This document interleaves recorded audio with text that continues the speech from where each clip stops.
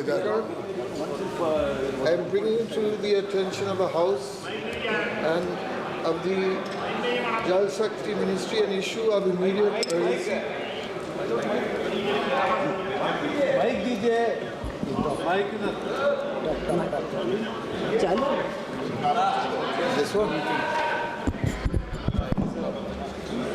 Honorable Speaker, I am bringing to the attention of the House and of the Jal Shakti Ministry an issue of immediate urgency and national importance. I have spoken earlier about the problem of river erosion in my constituency of Malda Dakshin, which includes Malda and Murshidabad districts.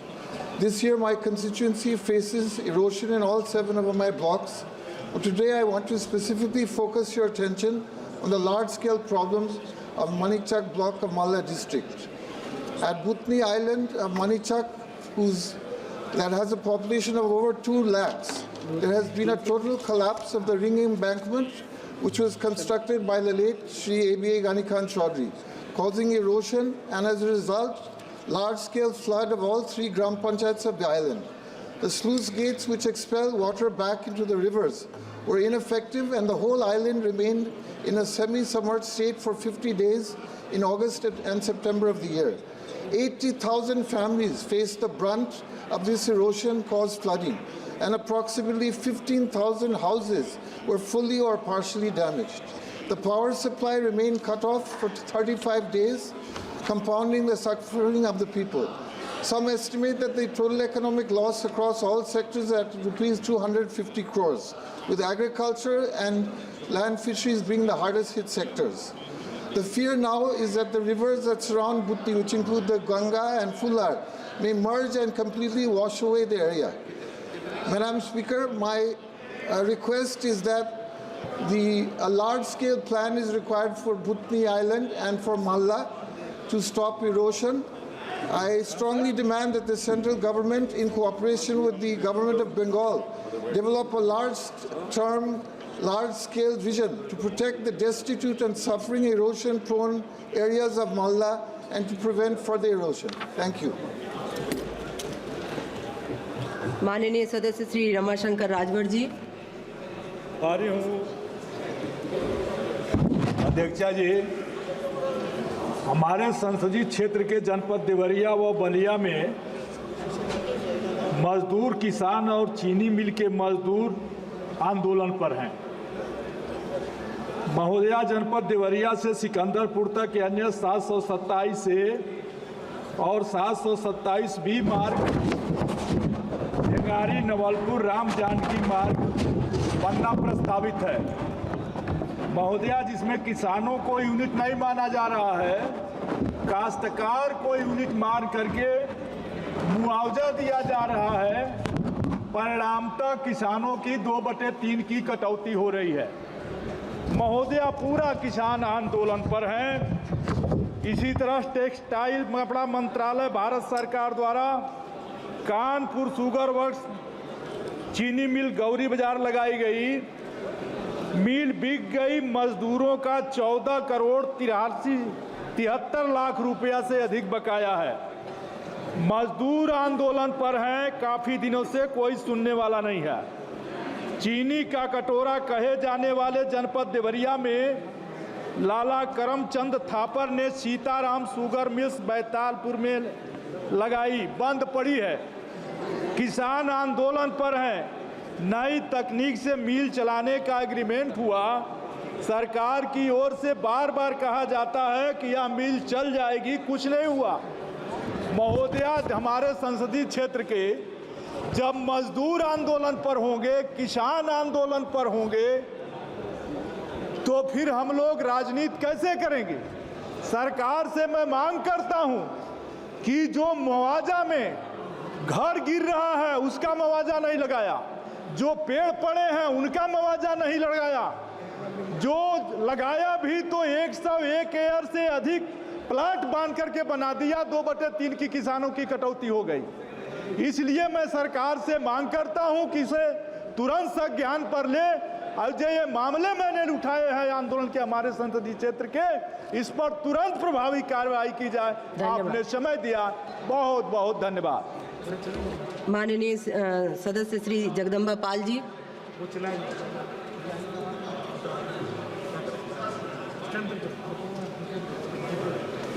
मैं आपका भी अत्यंत आभारी हूँ और संपूर्ण विपक्ष का भी अत्यंत आभारी हूँ कि संपूर्ण देश जिन अपेक्षाओं पे हम चुन के आते हैं कि हम अपने क्षेत्र की ज्वलन समस्याओं को इस सदन के माध्यम से उठाएंगे और इसका समाधान होगा, तो आज हम लोगों को अवसर मिला, इसके लिए बहुत धन्यवाद।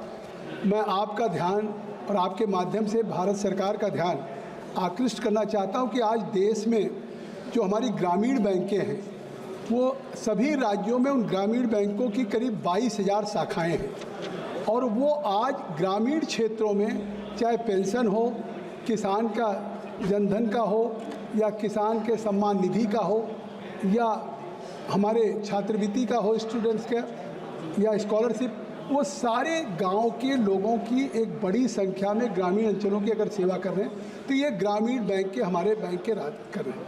और आज इनकी क्रेडिबिलिटी किसी भी जो हमारे नेशनलाइज बैंक हैं और उनसे हैं, आज उनसे सेवाओं में ग्रामीण क्षेत्रों में इनसे बेहतर कोई नहीं कर रहा। लेकिन आज भी इन ग्रामीण क्षेत्रों को राज्य में अलग अलग है। ये ग्रामीण बैंक की कोई अपनी एक अपेक्स बॉडी नहीं है।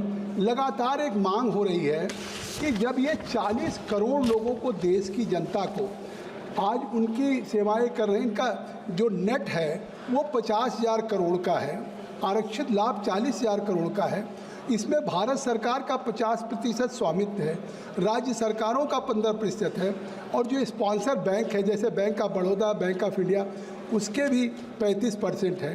तो इस तरह से मैं आपके माध्यम से सरकार से मांग करता हूँ कि ये देश में इसकी एक रेगुलेशन हो, एक केंद्रीय स्तर पे भारतीय राष्ट्रीय ग्रामीण बैंक की स्थापना हो, जिससे कि अलग अलग जो राज्यों में एक अलग अलग अथॉरिटी है उसको एक ठीक ढंग से संचालन कर सकें।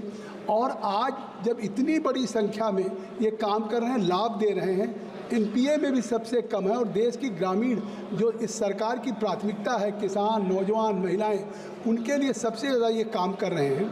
तो इसमें जो पद हैं उनकी भर्ती भी होनी चाहिए और 20,000 करीब अस्थायी कर्मचारी काम कर रहे हैं, उनको रेगुलर किया जाना चाहिए।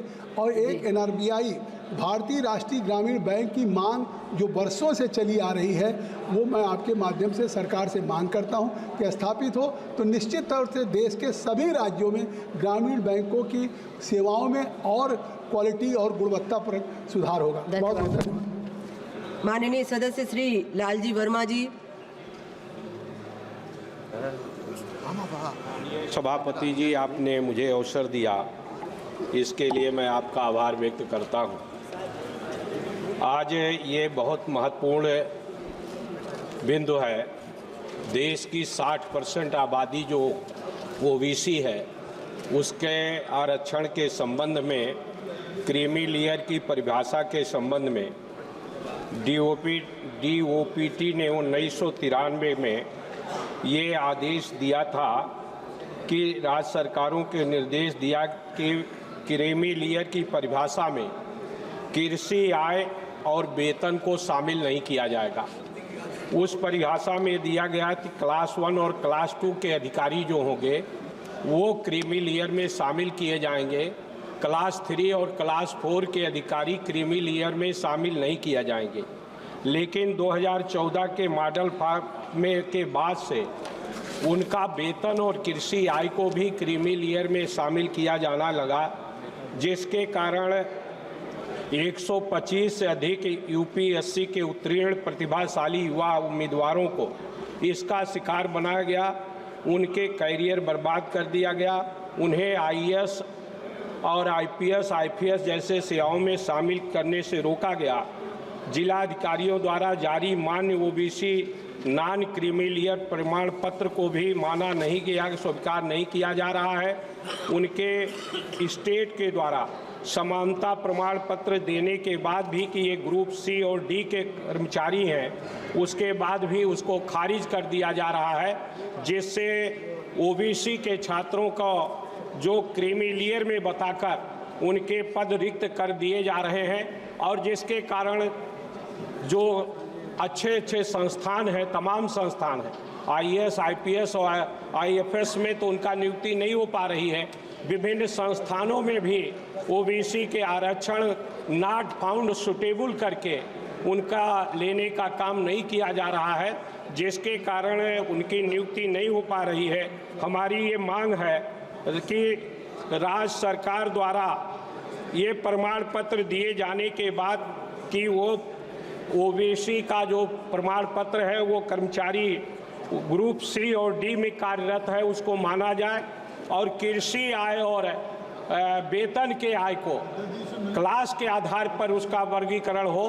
क्लास 1 और क्लास 2 को तो न लिया जाए, लेकिन जो वेतन के आधार पर अगर उसका प्रमोशन के आधार पर वेतन बढ़ता है तो कृषि आय और वेतन आय को उसके क्रीमी लेयर में न शामिल किया जाए, जिससे इनका हित संभव हो सके। धन्यवाद। माननीय सदस्य श्री विष्णुदयाल राम जी। ठीक। धन्यवाद सभापति महोदया। मैं अपने संसदीय क्षेत्र पलामू के एक अत्यंत महत्वपूर्ण विषय की ओर आपका ध्यान आकर्षित करना चाहता हूं।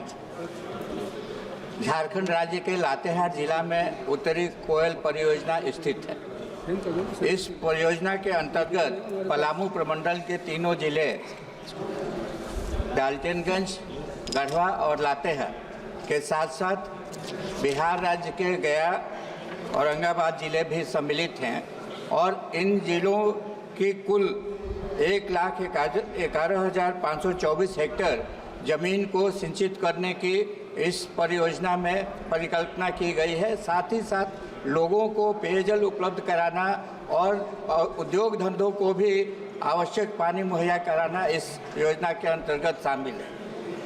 देश के यशस्वी प्रधानमंत्री जी ने जब 2014 में सत्ता संभाली, उसके बाद उन्होंने इस परियोजना के महत्व को देखते हुए 1627.27 करोड़ की राशि स्वीकृत की।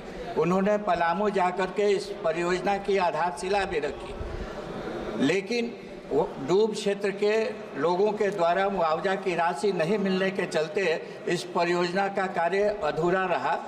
भारत सरकार ने हाल ही में 4 अक्टूबर 2023 को मुआवजा की राशि भी स्वीकृत कर दी है, और ये राशि राज्य सरकार को भी मिल गई है। लेकिन इसके बावजूद राज्य सरकार के द्वारा इस परियोजना को पूरा करने की ओर कोई भी ध्यान नहीं दिया जा रहा है। इसलिए माननीय सभापति महोदय, मैं आपके माध्यम से निवेदन करना चाहता हूं कि भारत सरकार के जल शक्ति मंत्रालय द्वारा इसका संज्ञान लिया जाना चाहिए और इस कार्य को पूरा कराना चाहिए। बहुत बहुत धन्यवाद। धन्यवाद। माननीय सदस्य श्रीमती के कनिमोझी जी। Thank you, ma'am. I would like to draw the attention of the House towards the Union government's decision to grant a license for tungsten mining in Hindustan Zinc Limited, Madurai district, Tamil Nadu. The issue has several significant environmental, cultural, social and federal implications, necessitating immediate intervention to protect the region and its people.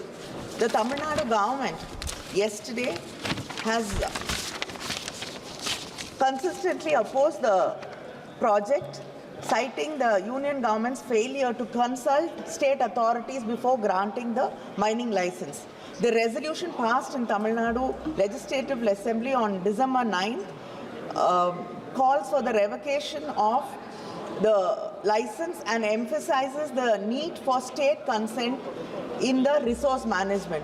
The Chief Minister of Tamil Nadu has also written to the union government requesting that this has to be stopped as soon as possible, because there are protests in the area, and it's a very important biodiversity protected place, and also it means a lot to us culturally, because there are Jain monuments there, and one of the first Tamil inscriptions are in that area. Everything gets affected, and many countries have actually stopped this because the farmers have been affected. And the leakages from this mining sites have affected the agricultural production also. So it's very critical that we stop this, and DMK has consistently opposed this. mining bill. Thank you. धन्यवाद। माननीय सदस्य Shri TR Malu ji. Should react on this issue. Just raise my the government should react. Yes, sir, we are all supporting. Actually, माननीय सदस्य श्री मणिकम टैगोर जी। माननीय सदस्य Manickam Tagore ji.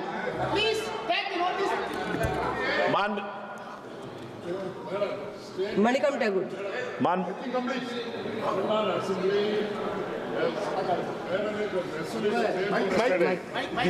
Day for yesterday, Tamil Nadu Assembly has made a resolution.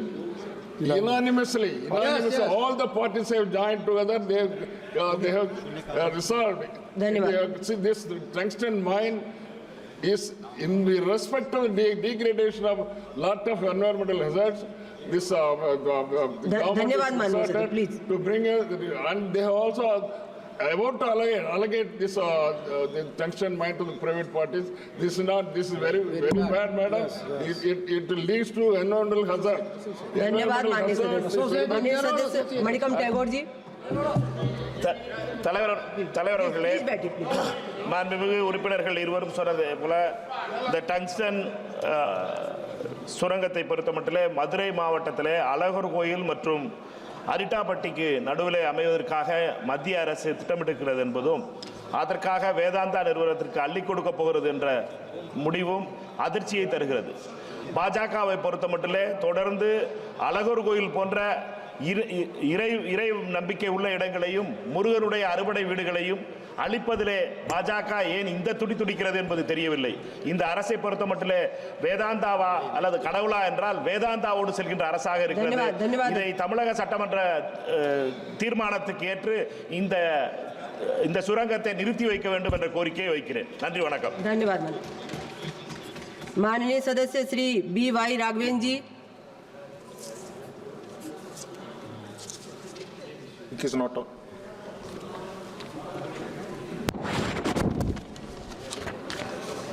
Namaste, Speaker ma'am. Thank you for providing an opportunity to raise an issue of serious concern of this hour of the Lok Sabha session. I would do talking in Kannada in mother language. ಮಾನ್ಯ ಸಭಾಧ್ಯಕ್ಷರೇ, ಅನೇಕ ವರ್ಷಗಳ ಒಂದು ಸಮಸ್ಯೆ. ಸ್ವಾತಂತ್ರ್ಯ ಬಂದು 77 ವರ್ಷ ಆಯಿತು, ಸಂವಿಧಾನ ಬಂದು 75 ವರ್ಷ ಆಯಿತು. ಇವತ್ತು ನಾ ಪ್ರಸ್ತಾಪ ಮಾಡ್ತಿರೋಂಥ ವಿಚಾರ ಶರಾವತಿ ಜಲವಿದ್ಯುತ್ ಯೋಜನೆ ಸಂತ್ರಸ್ತರ ಸಮಸ್ಯೆ ಏನಿದೆ ಇದು ಹತ್ತತ್ರ 75 ವರ್ಷಗಳು ತುಂಬ್ತಾ ಇದೆ. ಶರಾವತಿ ಜಲವಿದ್ಯುತ್ ಯೋಜನೆ 1958ರಿಂದ 64 ನಡುವೆ ನಿರ್ಮಾಣ ಆಗುತ್ತೆ. ಸಾವಿರಾರು ಎಕರೆ 4-5 ಸಾವಿರ ಕುಟುಂಬಗಳು ರೈತರ ಕೃಷಿ ಭೂಮಿ ಇದರಿಂದ ಮುಳುಗಡೆ ಆಗುತ್ತೆ. ಆದರೆ ಈ ವಿದ್ಯುತ್ ಯೋಜನೆಯಿಂದ ಇಡೀ ದೇಶಕ್ಕೆ ವಿದ್ಯುತ್ ಕೊಡುವಂಥ ಕೆಲಸ ಆ ಸಂತ್ರಸ್ತರಿಂದ ಆಗುತ್ತೆ. ಆದರೆ ಈಗಿನೂ ಕೂಡ ರೈತರಿಗೆ ಅರಣ್ಯ ಸಂರಕ್ಷಣಾ ಕಾಯ್ದೆ ಜಾರಿ ಬರುವಂಥ ಮುಂಚೆ ಅವರಿಗೆ ಭೂಮಿಯನ್ನು ಕೊಡುವಂಥ ಪ್ರಯತ್ನವನ್ನು ಹಿಂದಿನ ರಾಜ್ಯ ಸರ್ಕಾರಗಳು ಮಾಡಲ್ಲ. ರಾಜ್ಯ ಸರ್ಕಾರ 58ರಿಂದ 69ನೇ ಅವಧಿಯಲ್ಲಿ 9,136 ಎಕರೆ ಅರಣ್ಯ ಪ್ರದೇಶವನ್ನು ಸಂತ್ರಸ್ತರಿಗೆ ಪುನರ್ವಸತಿಯನ್ನು ಕೊಡಲಿಕ್ಕೋಸ್ಕರ ಪ್ರಪೋಸಲನ್ನು ಕಳಿಸಿರ್ತಾರೆ.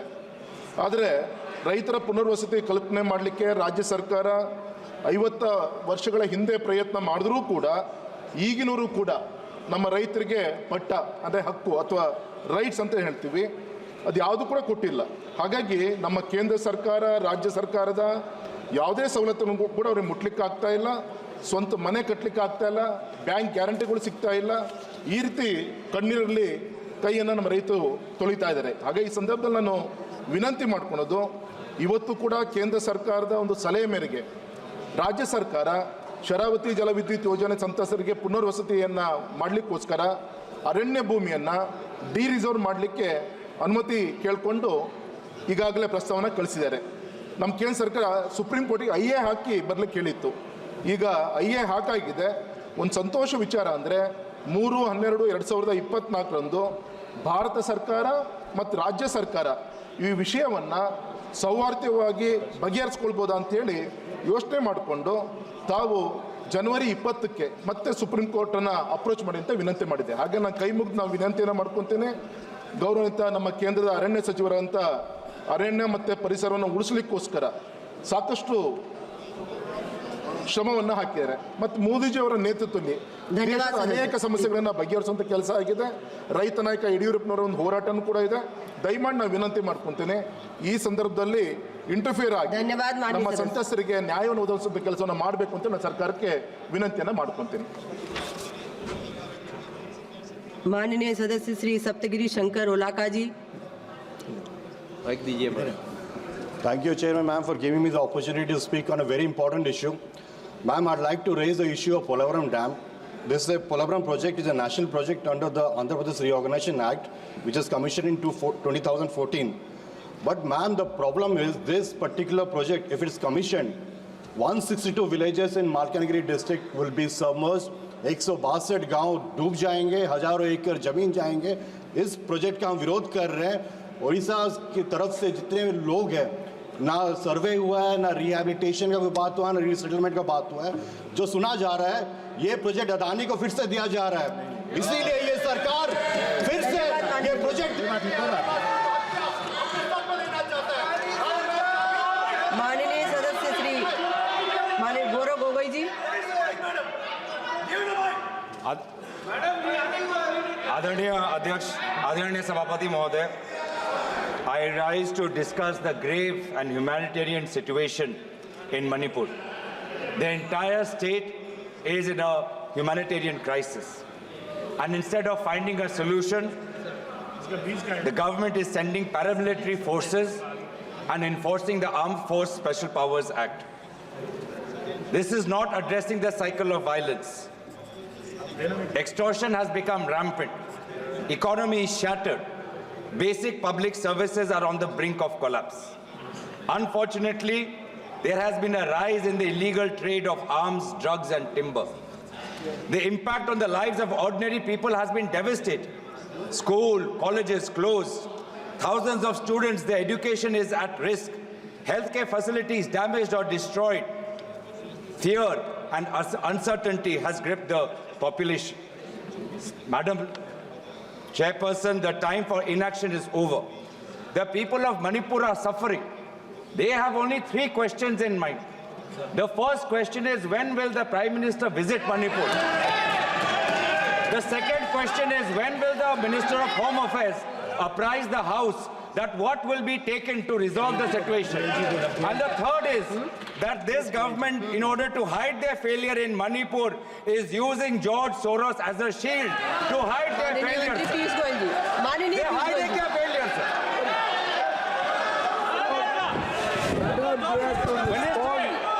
And let the nation know what is the connection between George Soros and all these internal disturbances.